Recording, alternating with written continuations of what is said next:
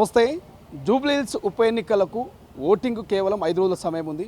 ఎక్కడ చూసినా కూడా గల్లీలన్నీ ఒక పండగ వాతావరణం కనిపిస్తూ ఉన్నాయి.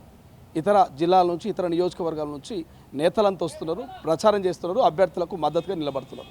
మాట్లాడే ప్రయత్నం చేద్దాం. కాంగ్రెస్ పార్టీ అభ్యర్థి నవీన్ యాదవ్కు మద్దతుగా కాంగ్రెస్ పార్టీ నేతలంతా వచ్చారు. ప్రస్తుతం మనం యూసఫ్ కూడా డివిజన్లో ఉన్నాము. రవలి రెడ్డి గారు మనతో పాటు కాంగ్రెస్ పార్టీ సీనియర్ నేత, TPC general secretary Ravali Reddy గారితో మాట్లాడే ప్రయత్నం చేద్దాం. సో రవలి రెడ్డి గారు, ఎట్లుంది ప్రస్తుతం ఇక్కడ ప్రచారం ఎట్లుంది? మీరు గత కొన్ని రోజుల నుంచి తిరుగుతూ ఉన్నారు కదా, ఏమంటారు ప్రజలు, ఏమంటున్నారు జూబ్లీహిల్స్ ప్రజలు?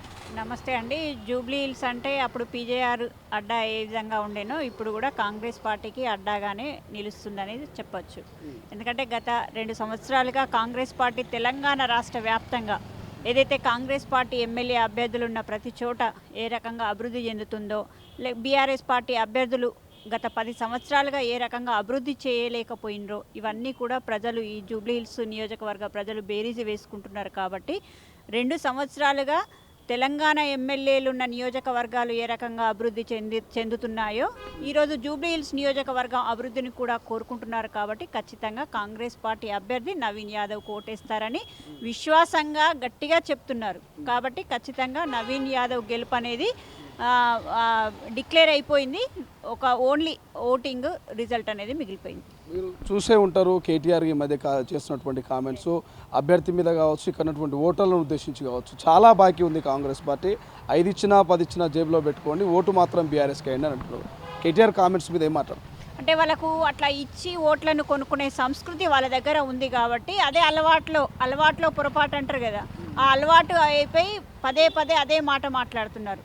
అంటే గడిచిన 10 ఏళ్ళుగా వాళ్ళ అధికారంలో ఉండి ఎక్కడ ఎలక్షన్ అయినా నోట్లతో ఓట్లను కొనుక్కొని వాళ్ళ అధికారంలోకి వచ్చిండు. కాబట్టి వాళ్ళ చరిత్రను వాళ్ళే చెప్పుకుంటున్నారు. మాకేమి నోట్లను ఇచ్చి ఓట్లను కొనుక్కునే సంస్కృతి లేదు.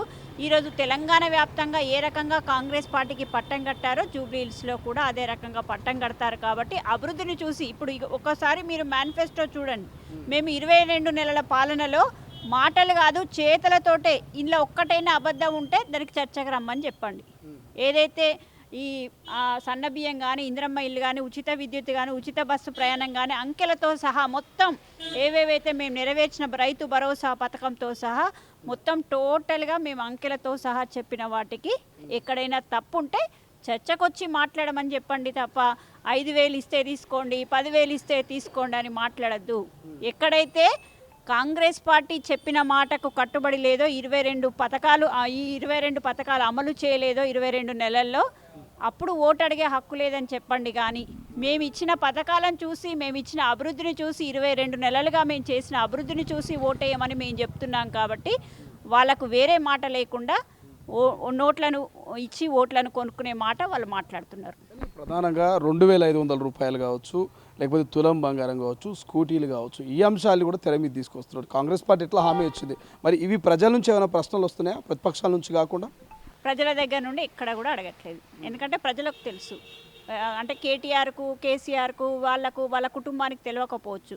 మేనిఫెస్టో అంటే 5 సంవత్సరాలకు పూర్తి స్థాయిలో అమలు చేసే ఏవైతే పథకాలు ఉంటాయో పెట్టుకుంటారు.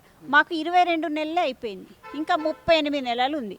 38 నెలల్లో ఖచ్చితంగా ఏదైతే 2,500 కానీ, ఏదైతే తులం బంగారం కానీ కాంగ్రెస్ పార్టీ ఇస్తుంది, ఇచ్చిన మాటకు కట్టుబడి ఉంటుందనే నమ్మకము ఓటర్లకు ఉంది, ప్రజలకు ఉంది. కాబట్టి ఎక్కడా కూడా ఈ విషయంలో వాళ్ళు ప్రసక్తి కూడా తీయట్లేదు. ఈరోజు ప్రజలు ఏం కోరుకుంటున్నారు?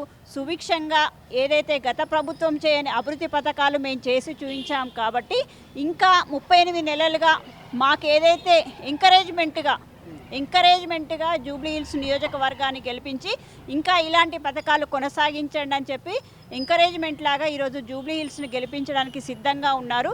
ప్రజల నోటి నుండి ఎక్కడా కూడా ఏదైతే పథకాలు అమలు చేయట్లేదు అని ఎక్కడా కూడా అనట్లేదు. ఇది కేవలము కేటీఆర్ వాళ్ళు 10 ఏళ్ళుగా మేనిఫెస్టోలో పెట్టుకున్న నిరుద్యోగ భృతి ఎటుపోయింది? వాళ్ళు వేసిన పథకాలు 10 ఏళ్ళుగా అమలు చేయకుండా ఈరోజు మేము 22 నెలల్లోనే అమలు చేసి చూపించలేదని మాట్లాడుతున్నారంటే శాండిటీ అనేది ఎక్కడ ఉందో ఒకసారి అర్థం చేసుకోవాలి. మేనిఫెస్టో అంటే 5 సంవత్సరాలలో ఎప్పుడైనా అమలు చేసే పథకాలు. ఆ పథకాలు మేము అమలు చేసి చూపిస్తాం కాబట్టి మేము పెట్టుకున్నాం. ఈరోజు 2 లక్షల రైతు రుణమాఫీ అనేది వాళ్ళు ఏ రకంగా 10 ఏళ్ళు లక్ష రుణమాఫీ అని చెప్పి కనీసం వడ్డీని కూడా మాఫీ చేయలేని దౌర్భాగ్య పరిస్థితిలో వాళ్ళ ప్రభుత్వం ఉంటే మేము వచ్చిన 22 నెలల లోపలనే మేము 2 లక్షల రైతు రుణమాఫీ చేసి చూపించిన చరిత్ర మాకుంది. కాబట్టి మా గురించి మాట్లాడే నైతిక హక్కు లేదు, కాంగ్రెస్ పార్టీ అనే పదం ఉచ్చరించే హక్కు కూడా లేదంటున్నాం.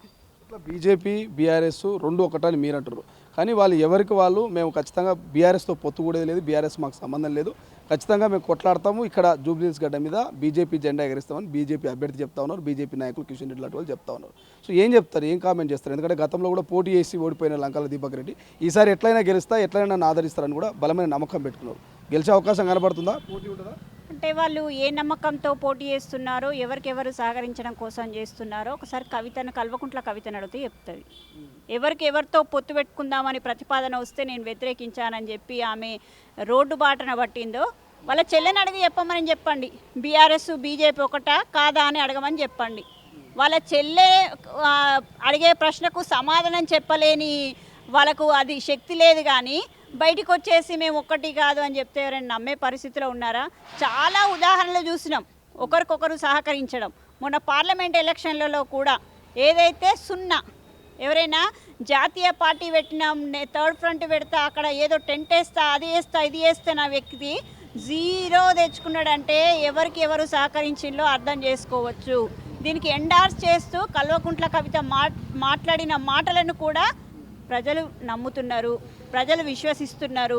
ఈరోజు బీఆర్ఎస్ అయినా బీజేపీ అయినా రెండు ఒకటే, రెండు ఒకదానికొకటి సహకరించుకునే ప్రయత్నం చేస్తున్నాయి. రెండు కూడా ఒకటి పడిపోయినప్పుడు ఇంకొకటి బుల్డోజర్ పెట్టి లేపే ప్రయత్నం చేస్తున్నాయి అనే విషయం స్పష్టంగా తెలుసు. కాబట్టి వీళ్ళు అన్నంత మాత్రాన, మేము ఒకటి కాదన్నంత మాత్రాన ప్రజలు నమ్మరు. ప్రజలు చాలా విఘ్నతతో కూడిన వాళ్ళు. రెండు కూడా ఒకే తాను ముక్కలని ఆ రోజు చెప్పినాము, ఈరోజు కూడా పదే అదే చెప్తున్నాం. సర్వేల గురించి ఏం చెప్తారు? చాణక్య సర్వే కావచ్చు, కేకే సర్వే కావచ్చు, ఇంటెలిజెన్సీ సర్వేలో కూడా 5% కాంగ్రెస్ వెనకడిగే ఉన్నదంటూ బీఆర్ఎస్ సోషల్ మీడియా ప్రచారం చేస్తున్నారు. సో రవల్ రెడ్డి గారు, మీరు సర్వేల మీద మీ అభిప్రాయం ఏది? అసలు నమ్ముతారా నమ్మరా? సర్వేలు అంటే ఏదో అంటే నిజంగా ఒక శాండిటీ శాస్త్రీయత లేని సర్వేలు చేస్తున్నారు. ఒకప్పుడు సర్వేలు చేసిందంటే చాలా సున్నితంగా, అంటే సుశిక్షితంగా లోపలికి వెళ్ళి ఎంతమందిని తెలుసుకొని, ఓటర్లను అడిగి, పరిస్థితి తెలుసుకొని, వాళ్ళ నాడిని అడిగి సర్వేలు చేసేవి. ఇవాళ రేపు పుట్టగొడుగుల్లా వెలుస్తున్నాయి సర్వే కంపెనీలు. అదొక లాటరీ లాగా అయిపోయింది. వెళ్తే ఆ లాటరీలో గెలిస్తే వాళ్ళ సర్వే నిజమైనట్టు, లేకపోతే కాదన్నట్టు. ఈ రకంగా లాటరీ కంపెనీ లాగా పెట్టుకునే సర్వేలను ప్రజలు ఎట్టి పరిస్థితుల్లో నమ్మొద్దని చెప్తున్నాము. మేము కూడా నమ్మము. ఏదైతే శాస్త్రబద్ధంగా ఎంతమంది ఓటర్లను అడిగారు, ఎంతమంది దగ్గర నాడీ సర్వే చేశారనే దాని మీద డిపెండ్ అయి ఉంటాయి తప్ప ప్రతి ఒక్కడు వచ్చి నేను సర్వేయర్ను, నేను చేసిన సర్వే నిజం అని చెప్తే వాళ్ళ పార్టీ వాళ్ళకు అనుకూలంగా చేస్తే చెప్పుకొనివ్వండి. వాళ్ళ దగ్గర మా నజరాన కొట్టేయాలనుకుంటే కొట్టేసుకోమని చెప్పండి. అంతే తప్ప దాన్ని తీసుకొచ్చి ప్రజల మీద రుద్దే ప్రయత్నం చేసే ప్రయత్నం చేస్తే మాత్రం ఊరుకోము. ఖచ్చితంగా సర్వేలు అనేటివి అంటే ఇంత ముందుగా వచ్చేటివి కాదు. ఈ రోజున్నది రేపు ఉండకపోవచ్చు ఓటర్ మదిలో. కాబట్టి ఎలక్షన్ తర్వాత అయ్యేదే ఏదైతే అది నిజమైనది తప్ప ఇన్ని రోజుల ముందు అనుకునేది నిజమైంది కాదు. దీన్ని చూసి వాళ్ళు సంబరపడి మేము గెలిచినామని ఇప్పటికే జబ్బలు కొట్టుకుంటే మన అంత మించిన మూర్ఖత్వం ఏముండదు. అది చాలా అమాయకత్వం కిందకి వస్తుంది. ఫైనల్గా ఏం చెప్తారు? మీ అభ్యర్థి ఎంత మెజార్టీతో గెలిచే అవకాశం ఉంటుంది? ఇక్కడ ప్రజల నుంచి ఎటువంటి స్పందన వస్తున్నది?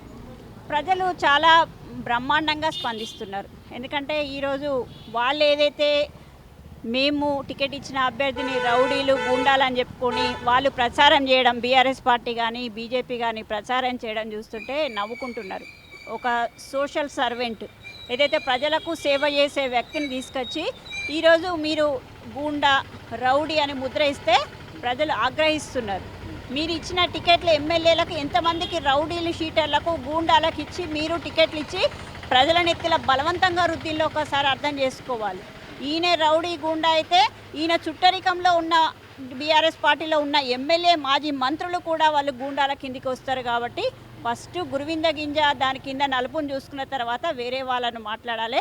ప్రజలు ఎక్కడా కూడా నవీన్ యాదవ్ను కానీ వాళ్ళ కుటుంబాన్ని కానీ గూండాల కుటుంబంగా కానీ రౌడీల కుటుంబంగా కానీ చూడట్లేదు.